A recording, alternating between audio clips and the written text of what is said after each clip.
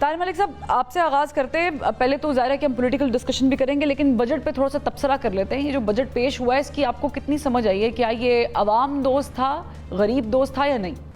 دیکھیں، یہ بڑی لمبی کہانی ہے. ایکچولی یہ کوئی پہلا بجٹ ایسا نہیں ہے. میرا خیال ہے کہ ہمارا جو مجھے سمجھ آئی ہے پاکستانی بجٹ اور پاکستان کی ریاست کی، تو یہ بجٹ بیسیکلی سرکار کا بجٹ ہوتا ہے. یہ ریاست کا اپنا بجٹ ہے، اس میں عام آدمی کا کوئی تعلق نہیں. چلے مان لیا ہم نے 18ویں ترمیم لے گئے ہیں، مطلب میں آپ کو 3-4 چیزیں پوچھ لیتا ہوں اور 18ویں ترمیم اپنی جگہ رکھیں. میرا حال ہے کوئی 18 ارب آپ کہہ لیں ہیں اس کے لیے، ہیلتھ کے لیے ہیں، کوئی 35 نہیں 14 انہوں نے رکھے ہیں ہیلتھ کے لیے. مجھے آپ کوئی ماشاءاللہ آپ اتنی سینئر جرنلسٹ ہیں، میں خود بھی میڈیا سے ہوں، دونوں میرے بھائی اتنے سینئر ہیں. کسی سے مجھے پوچھ کے بتا دیں ریسرچ کے لیے آپ نے کتنے پیسے رکھے ہیں، سائنس آپ کی کہاں ہے، جس کو آپ ہیومن ڈیولپمنٹ کہتے ہیں، وہ کہیں نہیں ہوگا. اب کہانی اصل کیا ہے؟ کہانی یہ ہے کہ میں اعجاز گوہر کو، جو سابق وزیر تھے یہ نگران کے، میں اس کو کوٹ کروں گا، میں اپنی کوٹ نہیں کرتا. وہ صاحب فرماتے ہیں کہ پاکستان کی جو ریاست ہے، جو آپ کے 4 صوبے اور اسلام آباد ہے، اس کو زندہ رہنے کے لیے، اس نظام کو چلانے کے لیے 25,000 ارب روپے چاہیے. یہ میں ان کو کوڈ کر رہا ہوں، یہ بھی کوڈ ہے جب وہ 25,000 ارب روپے چاہیے. یہ بھی یہ کب کا کوڈ ہے؟ 1.5 سال پہلے، یعنی کہ جب وہ وزیر تھے، جب وہ نگران تھے. اگر آج وہ ڈی ویلیویشن لگا لے تو شاید یہ 30 کو چلا گیا. تو مجھے آپ سمجھا دیں کہ پاکستان کا جو سارا بجٹ ہے نا، جو سارا خسارہ ہے، وہ سارا اسٹیٹ کا ہے. جس ریاست میں مطلب ایک بندہ جو سپیکر ہو، اس کی طرح کو 2 لاکھ سے 21 لاکھ آپ کرے، مطلب سمبولیکلی آپ دیکھیں، مطلب میں آئی ایم سوری، میرے کو ایک بہت گندا لفظ میں یوز کرنے لگا. اس سے زیادہ کوئی انسلٹ ہو سکتی ہے؟ کہ پیپل ریپرزنٹیشن کا جو ہیڈ ہے، تو وہاں پہ جو ایک عام آدمی کی آپ نے سیلری رکھی ہے 37,000 رکھی ہے، اور آپ اپنی سیلری کو 2,000 سے 21 لاکھ لے گئے. نہیں، وہ کہہ رہے ہیں، وہ تنقید ہوئی ہے، وہ اسپیکر ڈپٹی اسپیکر کی تنخواہ میں وہ کہہ رہے ہیں، خواجہ آصف نے بھی بولا کہ نہیں ہونا چاہیے. میرا پوائنٹ یہ ہے کہ پہلے میں جو بجٹ پہ بات کروں، اس بجٹ میں عوام کے لیے ہے ہی کچھ نہیں. یہ 25,000 ارب سے انہوں نے ریاست چلانی ہے، اور اس میں اس بار انہوں نے 11-12 ارب آپ سے ٹیکس لینا ہے. اب جو 2,000 کا ایف بی آر کا ٹارگیٹ ہے جو ڈائریکٹ ٹیکس ہے. اچھا، باقی وہ جو انڈائریکٹ آپ نے دینا ہے، میں آپ کو بتا دیتا ہوں، 78 روپے 78 روپیز. آپ جب ایک پیٹرول کا گیلن لیتی ہے نا، تو 78، ابھی ہم 78 روپیز لے بھی دے رہے ہیں. ملک ریاض بھی 70 لے گا نا 1 لیٹر، وہ 78 دے گا. میرا یہ جو بھائی کیمرے پہ بیٹھا ہے یہ بھی 78 دے گا. جو یہاں پہ پی این بیٹھا ہے جو 20,000 پہ کام کرتا ہے، وہ بھی 78 روپیز فی لیٹر دے گا. اور آپ کی اطلاع کے لیے یہ ورلڈ ریکارڈ بنا رہی ہے پاکستان کی حکومت. 1400 ارب انہوں نے صرف پیٹرول سے ٹیکس لینا. ایگزیکٹلی، کاربن لیوی الگ لگا دی ہے، وہ اس کا کچھ بھی نام دے دیں. اب تھوڑی سی میں آپ کو اور گلٹ کیا ڈالا ہوا ہے، صبح دوپہر شام جی پاکستانی ٹیکس نہیں دیتے. 10 سال پہلے جو پاکستان کا ٹیکس ریونیو کا ٹارگٹ تھا وہ کتنا تھا؟ 4,000 ارب. اب اس بار کتنا بتائیں مجھے؟ 12,000 ہو گیا.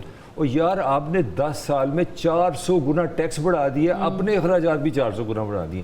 تو میرا جو کنکلوژن یہ ہے کہ یہ سارا عوام کا، اس سے نہ کوئی لینا ہے نہ کوئی دینا ہے، نہ عوام کے لیے کوئی ڈیولپمنٹ ہے، نہ کوئی کانسیپٹ ہے. یہ صرف اتنی باری ریاست ہے. میں صرف ایک آپ کو لاسٹ بتاؤں گا کہ فنانس منسٹری میں 32 جوائنٹ سیکٹری ہیں. 32 جوائنٹ سیکٹری ہیں. وہ ان کی گاڑی نکالے، ایئر کنڈیشن نکالے، ان کے گھر نکالے، ان کے بچوں کو آنا جانا. تو یہ ریاست صرف سجنا ہے. نہیں، لیکن میں آپ سے ڈس ایگری کرتی ہوں حفیظ اللہ صاحب. یہ زیادتی ہے، دن رات ہمارے لیے کام کرتے ہیں.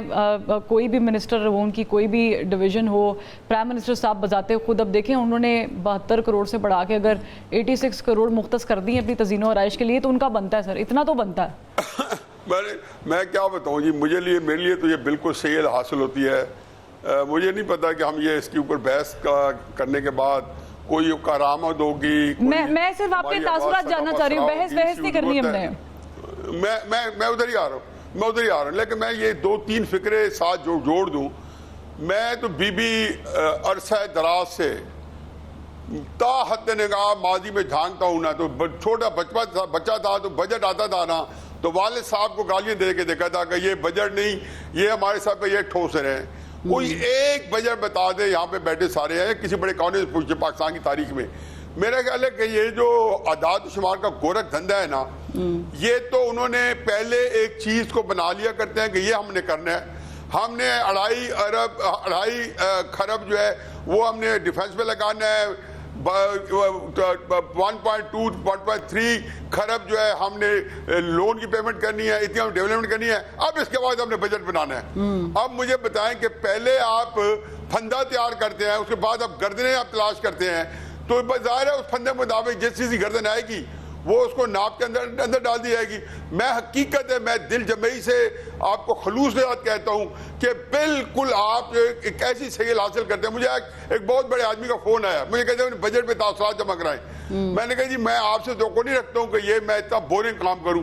مجھے بتائیں اس کا مطلب, مجھے اپنے آپ سے پوچھ رہے ہیں کہ حفیظ اللہ خان آپ اس کام کے اندر بول رہے ہو کہ آپ مطلب کیا حاصل کر رہے ہو؟ کسی پہ یاد میں کسی کو کنونس کر رہا ہوں, یا میں کسی کی نشاندہی کر رہا ہوں, یا بتا رہا ہوں کہ یہ آپ نے کیا, آپ کے ساتھ یہ ہو جائے گا.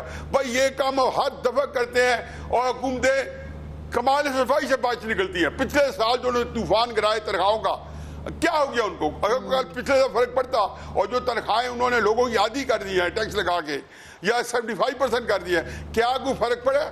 تو آپ پھر کر دیں.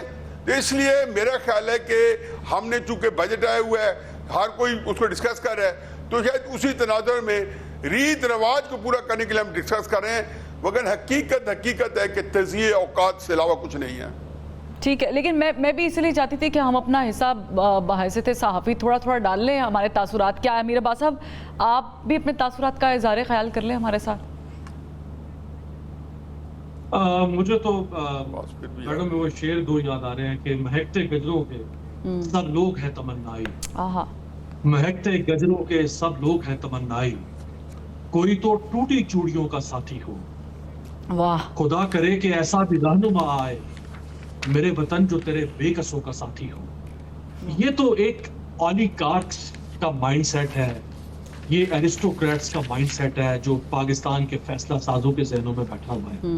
ان کو کیا پتا محترمہ, اس وقت آپ کسی وزیر کے دفتر میں جائیں, آپ اس وقت پارلیمنٹ, قومی اسمبلی اور سینٹ کے فلور پہ جا کے دیکھیں, آپ اس وقت پارلیمنٹ لاجز میں جائیں, آپ منسٹرز انکلیو پہ جائیں, آپ 21ویں 22ویں گریڈ کے سرکاری افسر کے دفتر میں جائیں, آپ کو پتا چلے جس نے 16 ڈگری سینٹی گریڈ کے اوپر اپنا انورٹر اے سی چلایا ہوا ہے, باہر 47-48 ڈگری کے اوپر ایک مزدور تار کول کی سڑک پر بیٹھ کر پتھر کوٹ رہا ہے, جس سے شام کو جب گھر جا رہے ہیں تو اپنا پیٹ کاٹ کے اپنے بچے کے دودھ کے ڈبے کے اوپر بھی اس نے ریاست کو ٹیکس دے.